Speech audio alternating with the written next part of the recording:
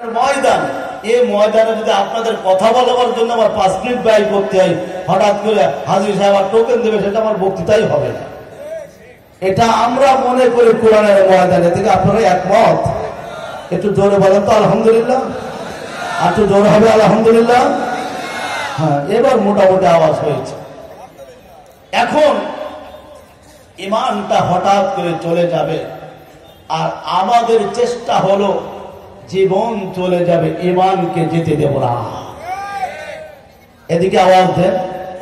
জীবন যাবে, ইমান নামক সুন্দরতম জান্নাতের বাগিচাকে অনায়াসে বিদায় দিতে আমরা পারি না। আসেন একটুখান সামান্য কথা বলছি যে ইমানের ব্যাপারে। হ্যাঁ, আমার টাইমের ব্যাপারে খুব খেয়াল আছে, আমি এদিকে তাকাচ্ছি, অসুবিধা নেই। আমি একটু হলেও সচেতন আছে, আপনাদের টেনশন করা লাগবে না। যে আপনাদের কাছে নাসাই শরীফের একটা ছোট্ট একটা টিপস।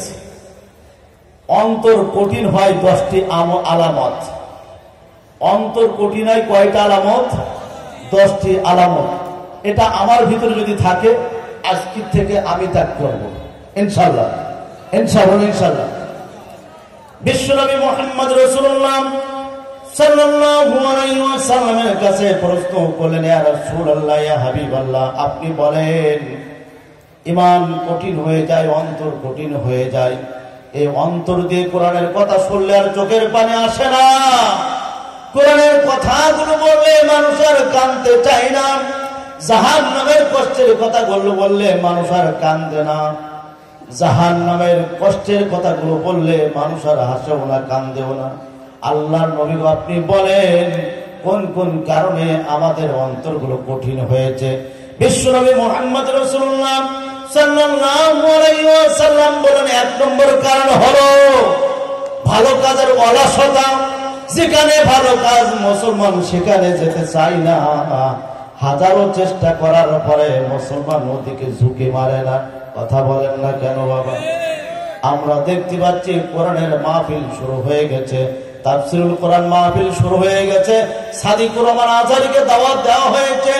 গতকাল পর্যন্ত বলেছে আমি জীবনে কোনোদিন তাফসীর মাহফিল মিস করে নাই। বাবা, এই আল্লামা ডক্টর সাদিকুর রহমানের জীবনে কোনোদিন মাহফিল মিস হয়েছে একটা ভিডিও আপনারা দেখাতে পারবেন না। কথা বলেন না কেন আপনারা? হঠাৎ করে আমার কাছে ওহি হয়েছে সকাল বেলায় যে সাদিকুর রহমান আজহারী আসছে না। এ শয়তান কি সমাজে বসবাস করে না চৌটো আসমানে ছিল? কথা বলেন আপনারা, একটু কথা বলেন। আমি তো আপনাদের ডিস্টার্ব করছি না, একটু ময়দানটা সাজাই দিচ্ছি হুজুর এসে যাতে সুন্দর করে কথা বলতে পারে। এই ওহী কে নাজিল করেছে? ডক্টর সাদিকুর রহমান আজহারী। যারা ইউটিউবার আছেন, যারা ফেসবুক ব্যবহার করেন, কোনদিন দেখেছেন যে মাহফিলে আসে না? শত কষ্ট হলেও আমাদের পাইকগাছার মাহফিলটা দেরি হয়েছে, এত জ্যাম, তারপরেও শত কষ্টের ভিতরে মাহফিলে এসে পৌঁছায় গেছে, আলহামদুলিল্লাহ বলেন। আর একটা পরিবারের অভিভাবক ঈদের 2 দিন পরে, 1 দিন পরে তার একটু কাজ থাকে না? একটু কথা বলেন বাবা, ক্লিয়ার কথা বলেন, থাকে না? এরপরও সে বলে রেস্টে আছে, আলহামদুলিল্লাহ বলেন, আলহামদুলিল্লাহ। এরপরে আমি যখন আসছি যে বলতে আসবেন কিনা তা তো মনে হয় না। বলেন কি করবো, কিছুই বলার নেই। আল্লাহ তাআলার কাছে দায়িত্ব দিলাম, আল্লাহ তাআলা ওদের যা পার করছে, আমার আর কিছু বলার নেই। 1 নম্বর হচ্ছে ভালো কাজের অলসতা। ভালো কাজকে দেরি করা যাবে? কথা বলেন, ভালো কাজ দেরি করা যাবে? আল্লাহ তাআলা বলেন ওয়াসারিউ ইলা মাগফিরাতিম মির রাব্বিকুম, ভালো কাজের জন্য দৌড়াই চলে যাও। এই ভালো কাজের জন্য যখন দৌড়াই চলে যাবা, আমি আল্লাহ তাআলা তোমার জীবনের গুনাহগুলো মাফ করে দেব। ওয়াসারিউ ইলা মাগফিরাতিম মির রাব্বিকুম, তোমার রব তোমাকে ক্ষমা করে দেবেন। শুধু তাই নাই, ভালো কাজের জন্য অলসতাকে অপেক্ষা করে দৌড়াই যখন চলে যাবা, আমার আল্লাহ তাআলা বলেন জান্নাতিন আরদুহাস সামাওয়াতু ওয়াল আরদ, আসমান এবং জমিনের চাইতে বড় জান্নাতের মালিকানা আল্লাহ দান করবেন। একবার জোরে বলা যাবে কি সুবহানাল্লাহ। 2 নম্বর, অধিক হারে গুনাহ করা, গুনাহ এত বেশি করে মানুষ গুনাহ ছাড়তে রাজি না, ভালো কাজ ছাড়তে রাজি আছে। 3 নম্বর, আল্লাহকে সম্মান করা কমে গেছে। আল্লাহকে সম্মান করা কমে গেছে। আগে আমরা দেখেছি মসজিদে যখন মুয়াজ্জিন আযান দেয়, হাইয়া আলাস সালাহ হাইয়া আলাল ফালাহ, মুসলমান মা বোনরা তো মাথায় কাপড় দেয়, পাশাপাশি আমাদের হিন্দু বোনরা মাথায় কাপড় দিয়েছে। কি এখন তো ইমাম সাহেবের বউ মাথায় কাপড় দিতে চাই না। একটু ফাঁস করে কথা বলা অভ্যাস, একটু বলি মাঝে সাথে। এখন তো মুসলমান তো দূরের কথা, ইমামের বউ মাথায় কাপড় দিতে চাই না।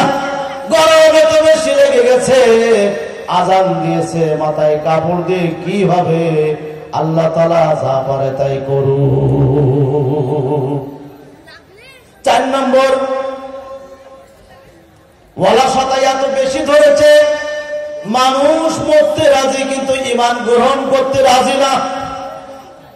5 নম্বর, দুনিয়ার ভালোবাসা এত বেশি পেয়েছে, কবরের কথা মানুষ বেমালুম ভুলে গেছে। ভাইরা আমার, বন্ধুরা আমার, যারা যারা নামাজে প্রায় বক্তৃতা আমি একটি কথা বলি, আজকেও সেই কথাটা বলছি।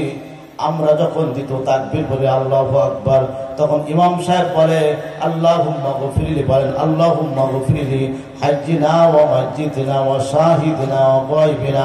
আল্লাহুম্মা গফিরলি যখন ইমাম সাহেব বলে, মুসাল্লি যখন বলে আল্লাহুম্মা গফিরলি, আল্লাহ এই দুনিয়ার পূর্ব পশ্চিম আর উত্তর দক্ষিণে যতগুলো মানুষ আছে সব মানুষের জীবনের গুনাহগুলো মাফ করে দাও। কবরের বাসীর জন্য রেডি হয়ে গেছে যিনি কাপড়ের কাপড় পরা। আপনার বাবা হতে পারে, মা হতে পারে, আমার বাবা হতে পারে, মা হতে পারে, বা আমিও হতে পারে, বাবার আপনজন হতে পারে। এই লোকটা বাবা কাফনের কাপড়টা এইভাবে টানা শুরু করার বলে, হায় রে দুনিয়া, এ আলাইতানি কদ্দামতু লি হায়াতি ফায়াউমাইযিন লা ইউআযিবু আযাবাহু আহাদ। আহারে, দুনিয়ার জন্য কত মিথ্যা কথা বলেছি, কত মানুষকে ফাঁকি দিয়েছি, কত মানুষকে চায়ের দোকানে ডস দিয়েছি, কত মানুষকে অপমান অপদস্থ করেছি। ইসলাম যারা চায় না তাদের পক্ষে স্লোগান দিয়েছি, ইসলাম যারা চায় তাদের বিরুদ্ধে সমালোচনা করেছি, তাদেরকে কষ্ট দিয়েছি, ব্যথা দিয়েছি, এত কিছু করলাম। আলাইতানি কদ্দামতু লি হায়াতি, হায় আফসোস, আমার জীবনের জন্য আফসোস, আমার জীবনের মূল্য কি হবে, আমার জীবনের উপায় কি হবে। এভাবে বুকের ভিতরে থাপ্পড় মারা শুরু করে। এবার আল্লাহ তাআলা বলেন, গোলাম ঠান্ডা হয়ে যাও, এখন এই মুহূর্তে তুমি কবরে যাও, অপেক্ষা করো। তখন ইমাম সাহেব বলে আল্লাহুম্মা গফিরলি হাজ্জিনা, ও আল্লাহ এই যে মৃত্যু ব্যক্তি, এর বাবা, এর মা, এর স্বামী, আর স্ত্রী, এর কলিজার টুকরা সন্তানের আপনজন, গ্রামবাসী, মহল্লাবাসী, শহরবাসী, দেশবাসী, পৃথিবীবাসী, সকল মানুষদেরকে ক্ষমা করে দাও। বন্ধুরা আমার, তাফসীরে বাজারে বলছেন এই পৃথিবীর মানুষ মৃত্যু ব্যক্তিরা 2 হাতটা এর ভিতরে ঢোকায় দেয়, ঢোকায় দেওয়ার পরে আপনার পরাণ কলিজা বের করে নিজে জিভে খায়, আর বলে আল্লাহ দুনিয়ার আমার ভালো লাগে না। আল্লাহ আল্লাহ বলেন দুনিয়া তোমার থাকা লাগবে না, এই দুনিয়া ছেড়ে তুমি চলে যাবা।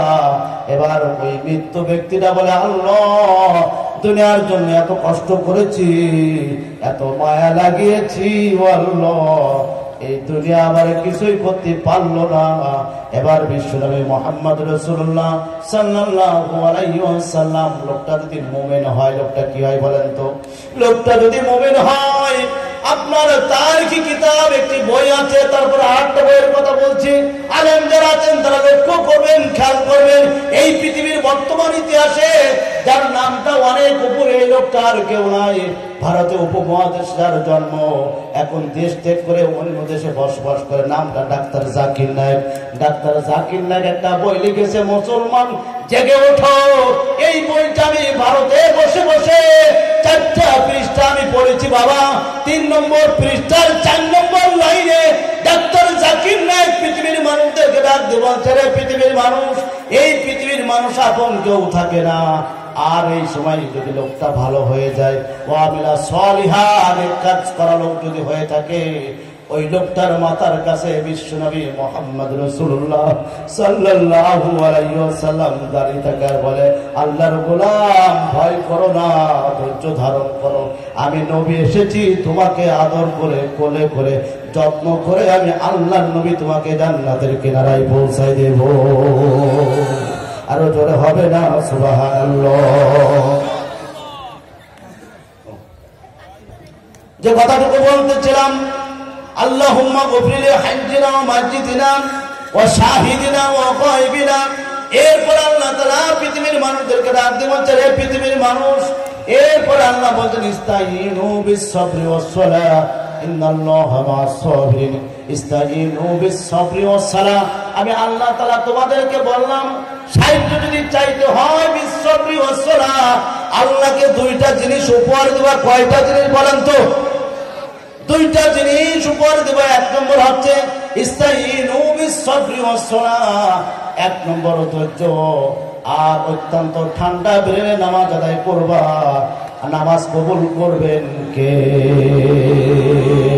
নারায়ে তাকবীর, নারায়ে তাকবীর, আল্লাহু আকবার। আদারি সাহেবের আগমন, শুভেচ্ছা স্বাগত, শুভেচ্ছা স্বাগত, আদারি সাহেবের আগমন।